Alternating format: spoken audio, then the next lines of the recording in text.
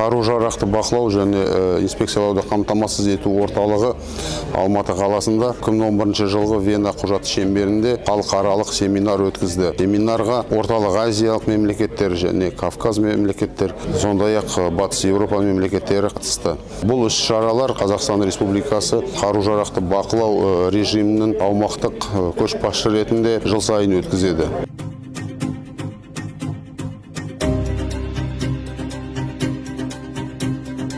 Это очень важный инструмент в рамках работы нашей организации. Мы рады, что именно Казахстан готов делиться своим опытом вместе с экспертами из разных государств-участников ОБСЕ. Мы очень рады, что именно вот эти страны сегодня тоже присутствуют и в дальнейшем будут и дальше продвигать принципы Венского документа, принципы нашей организации мира, стабильности и диалога.